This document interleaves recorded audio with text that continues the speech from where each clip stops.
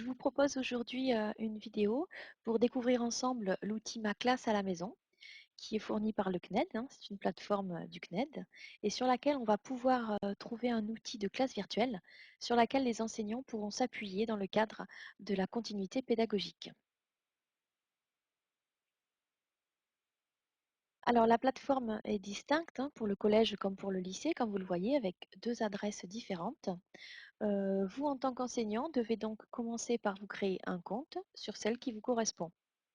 L'adresse à utiliser est votre mail académique. Vous recevrez par la suite sur cette adresse un message pour vous confirmer votre inscription. Si vous rencontrez des difficultés avec votre mot de passe, par exemple, ou votre adresse mail académique en général, vous pouvez vous rendre sur l'adresse adn.ac-créteil.fr.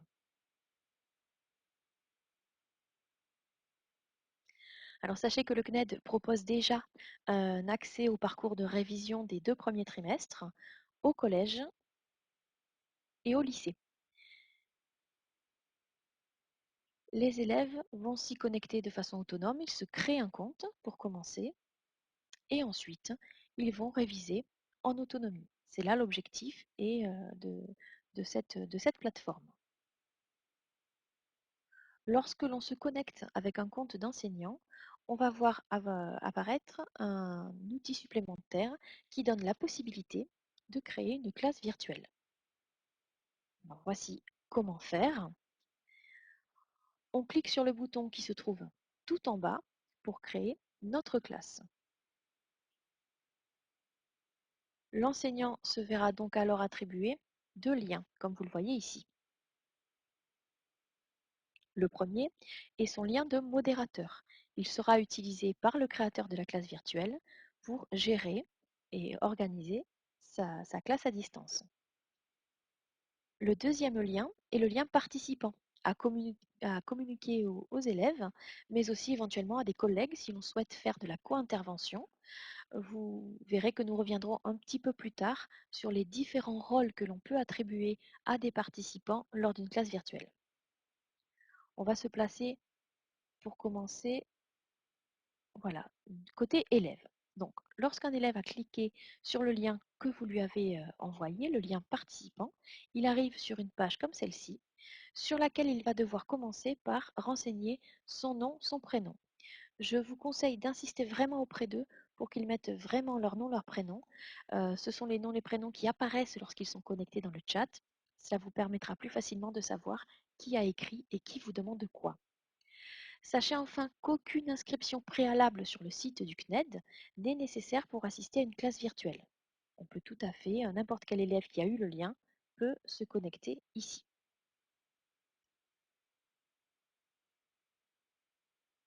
Alors, quel que soit l'outil qu'ils vont utiliser pour se connecter, hein, que ce soit un ordinateur, une tablette ou bien un téléphone portable, il leur sera demandé d'accepter les demandes d'autorisation pour l'audio et pour la vidéo. Et ce, même si vous avez décidé de ne pas utiliser l'audio ou la vidéo au cours de la classe virtuelle. Il faudra qu'ils l'autorisent. Maintenant, revenons sur l'interface côté modérateur, côté enseignant. Alors vous, en tant que modérateur, lorsque vous allez rejoindre votre classe virtuelle, un message vous indiquera que vous êtes seul. Nous vous conseillons de profiter de ce temps d'ailleurs pour vous familiariser avec l'interface avant l'arrivée des participants. Ainsi, vous serez plus à l'aise par la suite. On va commencer par regarder au bas de l'écran. On voit apparaître plusieurs boutons. C'est ce qu'on appelle le panneau de contrôle. Voilà, donc le voici plus en détail. Ce panneau de contrôle est identique chez tous les participants. Bien sûr, pour les élèves, si vous leur avez retiré la possibilité d'utiliser le micro, alors le bouton micro n'apparaîtra pas, par exemple. Ce premier bouton, j'en parlais justement, il sert à couper ou à activer le micro. Le suivant permet de couper ou d'activer la caméra. Et le dernier permet de demander la parole. Concernant la caméra, je me permets un conseil. À mon sens, il est inutile de permettre aux élèves de diffuser leur webcam. Cela va utiliser beaucoup de bandes passantes et pour des questions de droit, c'est peut-être aussi périlleux. Donc pour tout ce qui est vidéo, mieux vaut peut-être limiter cet usage. On continue donc toujours sur notre page d'accueil. Tout en haut et à gauche, on trouve trois barres horizontales sur lesquelles on peut cliquer et ainsi avoir accès à un menu qui nous permet notamment, comme on le voit tout en bas, de cliquer sur quitter la session. Tout en haut, vous trouvez un bouton qui s'appelle commencer l'enregistrement. Pour l'heure, cette fonctionnalité n'est pas activée. Il n'est pas nécessaire de cliquer dessus, ça ne fonctionnera pas.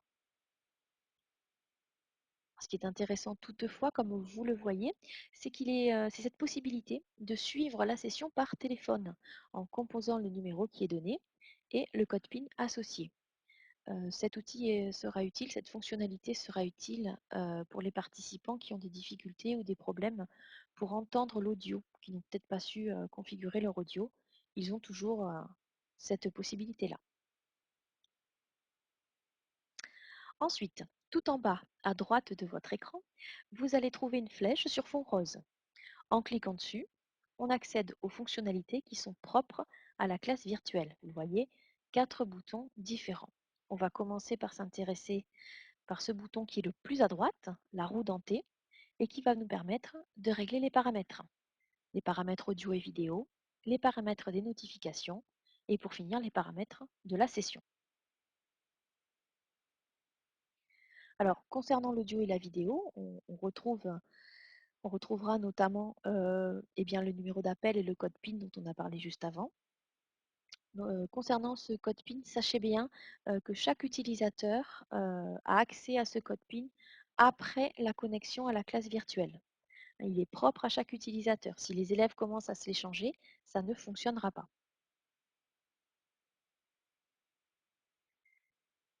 Ensuite, on peut également régler de façon assez fine la façon dont s'afficheront les notifications et les sons qui sont associés aux actions dans notre classe virtuelle. Concernant les notifications audio, chacun est libre de faire ce qu'il le souhaite, mais moi je conseille peut-être d'en retirer certaines, et bien sinon ça va biper tout le temps ou alors vous serez envahi par ces sons qui vont peut-être rendre difficile la gestion de cette nouvelle modalité de cours pour commencer. Et puis, euh, oui voilà, peut-être vous perturber, donc peut-être il n'est pas nécessaire d'activer les notifications audio. Ensuite, pour les paramètres de la session, comme vous le voyez, selon le type de classe virtuelle que vous allez mener, vous allez choisir d'autoriser les participants à parler, à diffuser de la vidéo ou de l'audio, à utiliser le chat ou encore à utiliser la fonction dessin. Toutefois, soyez vraiment vigilant à un détail. Avant de quitter votre session, désactivez le chat, l'audio et la vidéo. Car comme vous le voyez, c'est bien noté sur cette diapo, le lien élève est toujours actif. C'est-à-dire qu'un élève qui irait cliquer sur le lien que vous lui avez envoyé en dehors des heures que vous avez fixées, il pourra accéder à la classe virtuelle. Donc mieux vaut penser à tout désactiver avant de sortir. Comme ça, ils ne pourront pas interagir entre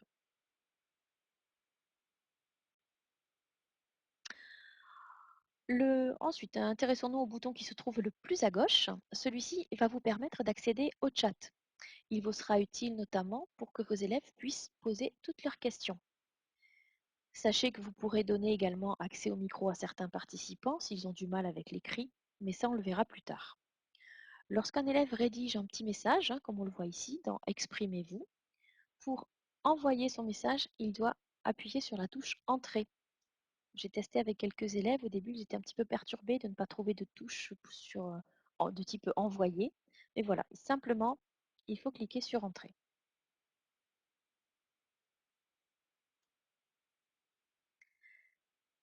Dans ce bouton chat, on remarque qu'il y a 3 types de chat qui sont possibles. Le chat par défaut de la classe virtuelle, qui est visible de tous les participants, dans lequel tout le monde peut écrire.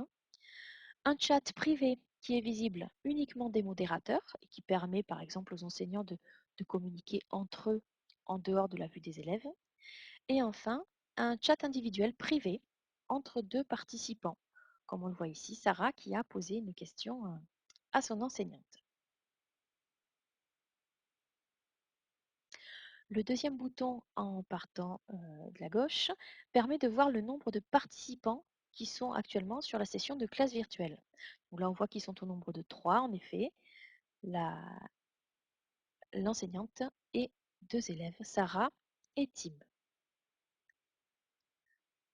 Dans cette vue des participants, euh, on trouve, euh, on trouve les 3 petits points tout en haut qui permettent notamment de désactiver les micros de tous les participants d'un coup. Si vous aviez au début prévu de leur permettre d'activer leur micro et que on se rend compte que eh bien c'est trop compliqué pour eux ou bien qu'il y a trop de bruit, on peut couper le micro de tout le monde d'un seul coup, d'un seul clic. C'est le rêve absolu pour tous les enseignants qui souhaitent obtenir du calme. Alors, ces 3 petits points, on les retrouve aussi en face du nom de chacun des participants. Et c'est grâce à ça, d'ailleurs, que vous pourrez notamment modifier les rôles de chacun. On va voir ensemble les différents paramètres. Alors, pour commencer, celui qui se trouve tout en haut nous permettra d'initier une conversation privée avec l'un des participants. Ensuite, les 3 suivants permettront au modérateur de changer les rôles d'un participant. On va voir maintenant plus en détail ces 4 rôles possibles sur la classe virtuelle du CNED pour que vous voyez toutes les possibilités qui vous sont données. Alors, un modérateur dans la classe virtuelle du CNED, c'est le rôle le plus haut. C'est par défaut d'ailleurs celui qui est donné à l'enseignant lorsqu'il crée excusez-moi, sa classe virtuelle. Un modérateur a le contrôle total sur tout le contenu qui est partagé. C'est lui qui affecte le rôle de présentateur ou de modérateur aux autres intervenants. C'est lui qui gère les paramètres. Il peut également retirer des intervenants d'une session. Alors ça, c'est utile parce que, je me permets de vous le répéter, le lien vers votre classe virtuelle est, heu, est permanent, hein. Il est cliquable par les élèves, tout le temps. Donc imaginons que vous soyez en classe virtuelle avec une classe de troisième et au même moment, un petit élève de sixième clique par hasard et rejoint la session. Donc, comme il n'a rien à faire là, vous pouvez le retirer, l'exclure d'une certaine manière de votre classe virtuelle. Le rôle de présentateur, alors celui-ci, on peut l'attribuer ce rôle à certains élèves pour leur permettre d'effectuer des présentations sans pour autant leur accorder des privilèges de modération. C'est-à-dire qu'ils pourront simplement télécharger, partager, modifier ou interrompre un partage de contenu. Dans le cadre de ce rôle-là, ils auront accès au micro. Donc ce serait ce rôle de présentateur, l'alternative pour donner la parole, enfin la possibilité de prendre la parole à un seul de vos élèves. Le rôle de participant, eh bien, c'est le rôle d'élève par défaut. Tout ce qu'un participant a le droit de faire, le droit de partager, d'utiliser dans la classe virtuelle est décidé en amont par le modérateur. La seule chose qu'il puisse faire, un participant, c'est d'activer ou de désactiver ces notifications. Le dernier rôle disponible dans la classe virtuelle vous sera utile si vous travaillez avec des participants qui sont sourds, malentendants ou bien qui parlent une langue différente de celle du modérateur. La personne à qui vous attribuez le rôle de sous-titreur va voir apparaître sur sa page une zone de texte qui lui permettra de saisir tout ce qui est dit. Et pendant ce temps-là, en temps réel, les autres participants pourront voir tout ce qui est écrit.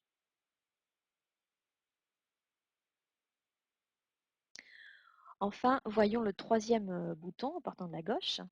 Celui-ci vous permettra d'accéder à ce qu'on appelle les options de partage. Alors attention, le mot partage ici, il est à prendre au sens de diffusion, de projection. On ne pourra pas rendre téléchargeables les documents, les différentes ressources. Il faudra nécessairement passer par l'ENT ou par vos outils habituels pour rendre téléchargeables vos documents par vos élèves. On voit donc ici qu'on pourra utiliser un tableau blanc, qu'ils appellent un tableau vide. On pourra diffuser notre écran et on pourra projeter des fichiers, des images, des PDF ou bien des diaporamas. On va commencer par détailler le tableau blanc. Alors sur ce tableau, eh bien, vous et les personnes qui ont droit, hein, puisque c'est vous qui allez définir cela dans les paramètres, pourront dessiner dessus, taper du texte, mais attention, attention, il n'y a pas d'option de sauvegarde de ce tableau. C'est-à-dire que lorsque vous l'aurez désactivé, lorsque vous sortirez de la page du tableau, tout son contenu sera automatiquement effacé. Je profite que nous soyons sur cette page avec cette vision pour attirer votre attention sur la deuxième ligne de commande sur laquelle vous voyez des outils pour zoomer. Alors, je voudrais préciser que lorsque, en tant que modérateur, en tant qu'enseignant, vous zoomez sur un document, eh bien, ça ne zoome pas automatiquement pour tous les autres participants. Donc, je pense notamment à si vous écrivez du texte ou si vous partagez des documents de texte qui apparaîtront peut-être écrits trop petits pour les élèves. Si vous zoomez, eh bien, pour eux, ça ne changera rien. Il faudra bien leur expliquer de zoomer sur leur propre appareil également. Alors, un autre outil, il vous est possible, de diffuser votre écran aux participants. Il faut pour cela avoir l'application que vous souhaitez, diffuser ouverte. C'est-à-dire que, si je souhaite montrer à mes élèves l'intérieur de mon ENT pour leur détailler, l'endroit où j'ai déposé les ressources, alors je dois me connecter sur l'ENT et naviguer sur cette page-là pour qu'ils voient mon écran. L'inconvénient, vous l'aurez compris, c'est qu'alors vous ne voyez plus votre classe virtuelle. Si les élèves écrivent dans le chat, vous ne le verrez pas. Surtout si vous avez décidé de passer en plein écran pour que chacun ait une vue plus confortable de votre ressource.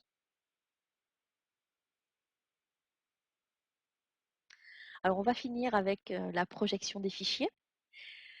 Pour ça, la procédure est très simple. Vous allez glisser-déposer vos fichiers, donc des images, des PDF ou des PowerPoint, dans la zone prévue et qui est numérotée sur mon écran 1.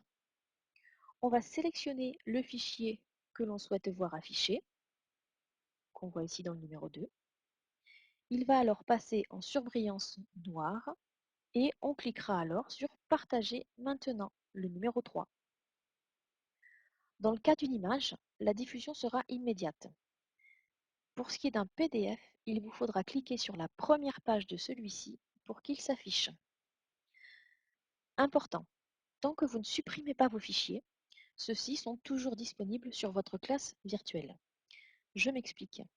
Imaginons que vous diffusez une photo à la 6e 2. Vous ajoutez le fichier de photo et vous partagez la photo avec la 6e 2. Lors de la classe virtuelle suivante, avec la 6e 7, vous souhaitez également montrer cette photo. Eh bien, si elle est restée dans vos fichiers, il ne sera pas utile de l'ajouter à nouveau. Il suffira de la sélectionner et de cliquer sur Partager maintenant. J'attire votre attention sur un détail, c'est qu'à ce stade, nous ne connaissons pas la taille de l'espace disponible pour chaque utilisateur. Aussi, je vous conseille de déposer des fichiers qui seraient d'une taille raisonnable, disons. Voilà, pour éviter peut-être de saturer votre espace. Notre présentation est désormais terminée. J'espère que pour vous, l'essentiel de ce que j'ai pu vous dire est clair.